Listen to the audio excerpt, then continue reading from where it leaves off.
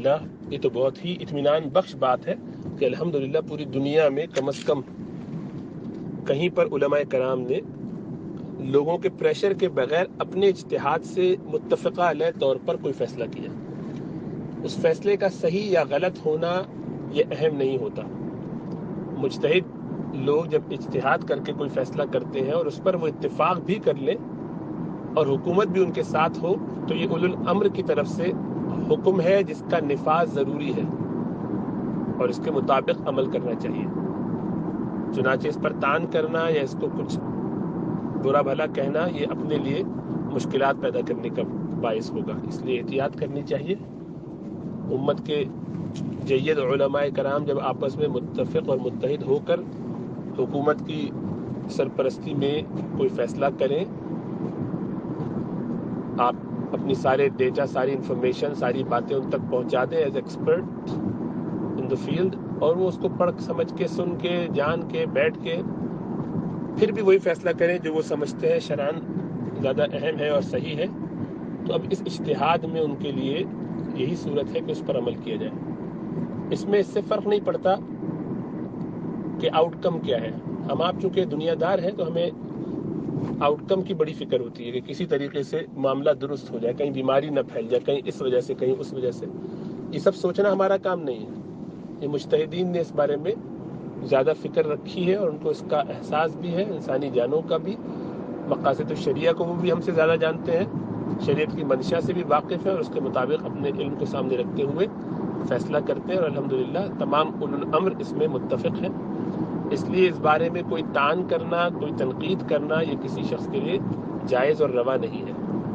ہمارا کام as a expert doctor اپنی بات پہنچا دینا ہے، جو ہم نے الحمدللہ پہنچا دی، 1-2 دفعہ نہیں، 20 دفعہ، اور اس کے باوجود جو ان کو شرعاً درست لگے گا وہ فیصلہ کریں گے. یہ قاضی کا فیصلے کی طرح ہوتا ہے کہ جس میں اگر غلطی بھی ہو تب بھی ایک ثواب ہے اور درست ہو تو دوہرا ثواب ہے. چنانچہ ان کو تان کرنا خود اپنے لیے خسارے کا باعث ہو سکتا ہے. اس لیے احتیاط کرنا چاہیے. رہی یہ بات کہ پوری دنیا میں لوگوں کا اجتہاد مختلف ہے، جی ہاں بالکل ضرور، پوری دنیا والے اپنے اپنے اجتہادات کے مطابق چلیں گے. ہمارے ملک میں الحمدللہ چونکہ پاکستانی حکومت نے یہ خیال کیا اور یہ سمجھی بات کہ ہم اس معاملے میں علماء کی رہنمائی تو کر سکتے ہیں، ان کو ایڈوائز تو کر سکتے ہیں، لیکن فیصلہ ہم انہی سے کروائیں گے، خود فیصلہ نہیں کریں گے. اور یہ بہت سمجھداری کا فیصلہ تھا. اس کے مطابق الحمدللہ پاکستان میں علماء نے ساری چیزوں کو سامنے رکھ کے فیصلہ کیا ہے، اور جو فیصلہ کیا جس وقت جیسا ویسے ہی کرنا چاہیے. جب انہوں نے کہا مسجدیں بند کر دیں، صرف کمیٹی کے چند لوگ آئیں گے، اس وقت وہی کیا گیا اور وہی طریقہ درست تھا.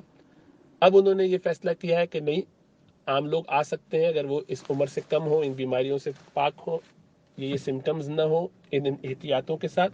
تو اب یہ بات صحیح ہے. تو جس طریقے سے کہا جائے اولو الامر کی طرف سے، علماء اور حکام کی طرف سے، اسی طریقے سے عمل کیا جائے. اس میں آپ کو ہماری اپنی کوئی رائے لگانے چلانے کی یا ہمیں ایسا کچھ کرنے کی نہ ضرورت ہے، نہ شریعت نے ہمیں اس کا اختیار دیا ہے. یہ اختیار صرف انہی لوگوں کا ہے. ہاں آپ کو اس پر ریزرویشنز ہیں، اشکالات ہیں، تو آپ ان کو لکھیے اور لکھ کر بھیج دیجیے. بس اس سے زیادہ آپ کو کچھ کرنے کی اجازت نہیں ہے.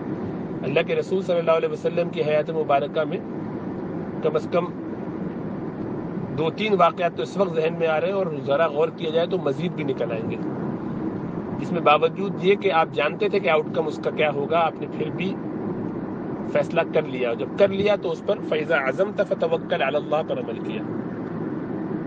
چنانچہ غزوہ احد کے موقع پر نوجوان صحابہ میں سے اکثر نے اللہ کے رسول صلی اللہ علیہ وسلم کی رائے کے مقابلے میں اپنی رائے پیش کی کہ اللہ کے رسول صلی اللہ علیہ وسلم باہر نکل کے لڑنا ہم چاہتے ہیں، تاکہ ہم بدر میں چونکہ شریک نہ ہو سکے تھے تو اب کم از کم اس موقع پر اپنے جواہر بھی دکھائیں، اپنی طاقت بھی دکھائیں، اپنے محنت خوب اچھی طریقے سے کریں اسلام کے لیے، اللہ کے لیے.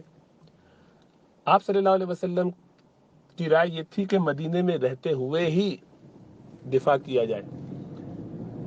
لیکن جب ان لوگوں نے زیادہ بات کی اور کہا اور اپنی رائے کا اظہار کیا، اپنا جوش دکھایا، تو آپ صلی اللہ علیہ وسلم اٹھ کے اندر تشریف لے گئے اور تیار ہو کے ہتھیار سج کے تشریف لے آئے باہر۔ اس دوران میں جو سینئر صحابہ تھے انہوں نے ان نوجوانوں کو کہا کہ تم لوگوں نے اللہ کے رسول صلی اللہ علیہ وسلم کی رائے سن لی تھی کہ آپ شہر میں رہ کر دفاع کرنا چاہتے، تو تم لوگوں نے کیوں اپنی رائے بھی پھر پیش کی؟ فیصلہ جب وہ آپ فرما چکے تھے یا کرنے جا رہے تھے، یا آپ کی ایک رائے تھی، تو ان کو ندامت بھی ہوئی، اور انہوں نے پھر اللہ کے رسول صلی اللہ علیہ وسلم سے اس پر عرض کیا کہ اے اللہ کے رسول صلی اللہ علیہ وسلم، آپ جس طرح چاہیں اس طرح کیجیے۔ آپ نے فرمایا کہ نہیں، اب جب کوئی نبی ہتھیار سج جاتا ہے اور فیصلہ کر لیتا ہے تو پھر وہ اس سے پیچھے نہیں ہٹتا یہاں تک کہ اللہ سبحانہ و تعالیٰ کا فیصلہ نافذ ہو جائے، جو اللہ چاہتے ہیں ویسے ہی ہو جائے۔ بہرحال اب آپ چلے، اور اس میں آپ نے باقاعدہ خواب دیکھا، یعنی احد کے موقع پر آپ نے ایک رات پہلے 2 رات پہلے بخاری کی حدیث ہے کہ خواب دیکھا کہ آپ کی تلواروں میں سے کوئی تلوار ٹوٹی، اور بھی آپ نے اس میں تفصیلات بیان فرمائی، اور ان خواب سے، اور نبی کا خواب سچا ہوتا ہے، اس میں اس طرف اشارہ تھا، اور آپ نے خود اس کی تعبیر بھی بتائی کہ میرے اصحاب کی ایک جماعت اس میں شہید ہو جائے گی، اور میرے قریبی لوگوں میں سے بھی کچھ لوگ شہید ہوں گے، حضرت حمزہ رضی اللہ تعالیٰ عنہ کی طرف اشارہ۔